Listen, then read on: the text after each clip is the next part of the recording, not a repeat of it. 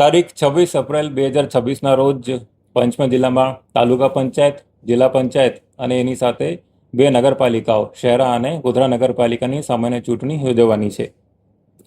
આ ચૂંટણીમાં જે મતદાન મથક છે એના ઉપર જઈને સવારે 7 વાગ્યાથી લઈને સાંજના 6 વાગ્યા સુધી મતદાર જઈને મતદાન કરી શકશે. જિલ્લામાં કુલ 1288 મતદાન મથકો ઊભા કરવામાં આવ્યા છે અને ઉનાળાના સિઝનમાં ધ્યાન રાખીને ખાસ કરીને તમામ મતદાન મથકો ઉપર પૂરતી વ્યવસ્થાઓ સુનિશ્ચિત કરવામાં આવી છે. તમામ ચૂંટણી અધિકારીઓ અને આરોગ્ય તંત્રને આ વિષય પર અમે ખાસ સૂચનાઓ આપી છે. જિલ્લામાં શાંતિપૂર્ણ વાતાવરણમાં ચૂંટણી થાય એના માટે જિલ્લા ચૂંટણી તંત્ર અને સાથે સાથે પોલીસ તંત્ર સજ્જ છે.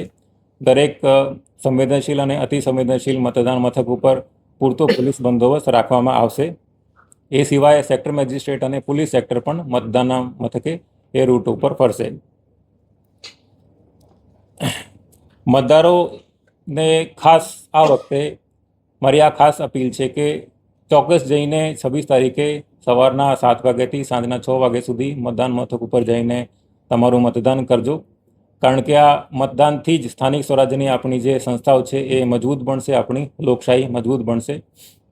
ખાસ જે નવા જે યુવાન મતદારો છે એમને પણ મારી ખાસ નમ્ર અપીલ છે કે આ વખતે મતદાન કરીને ખૂબ વિક્રમી પર્સન્ટેજથી આપણે આ સ્થાનિક સ્વરાજ્યની ચૂંટણીમાં મતદાન કરીએ. સાથે આપણે યાદ રાખજો કે મારું મતદાન જે છે, મારો મત જે છે એ મારો અધિકાર છે, એ સાથે સાથે મારી ડ્યુટી પણ છે. એ યાદ રાખીને આપણે લોકશાહીના પર્વમાં ભાગ લેવાનું છે. આ વખતે ખાસ ગોધરા નગરપાલિકામાં અને શહેરા નગરપાલિકામાં અમુક ગામડાઓ સમાવેશ થયા છે. આ ગ્રામ્ય વિસ્તારમાં જે મતદારો છે હવે આ વખતે નગરપાલિકાની ચૂંટણીમાં ભાગ લેશે. નગરપાલિકાની ચૂંટણીમાં મલ્ટી ચોઇસ ઈવીએમ હોય છે, એટલે 4 ઉમેદવાર જે છે એની પસંદગી વોટર કરી શકશે. 4 ઉમેદવારના બટન દબાયા પછી એમાં લાલ રંગનું જે એલઈડી છે એ એમાં પ્રકાશ બતાવશે અને એના પછી છેલ્લે રજિસ્ટરનું બટન દબાવવાનું હોય છે. નગરપાલિકાની ચૂંટણીમાં નોટા વિશે પણ સ્પષ્ટતા કરી દઉં. અગર નોટાનું બટન દબાવવાનું છે તો કોઈ અન્ય ઉમેદવારની પસંદગી ના થઈ શકે. નોટા એકવાર બટન દબાવી દો તો અન્ય કોઈ પણ ઉમેદવારના બટન જે છે એની અંદર લાલ લાઇટ નહીં આવે, સીધે રજિસ્ટર જ કરવાનું થશે.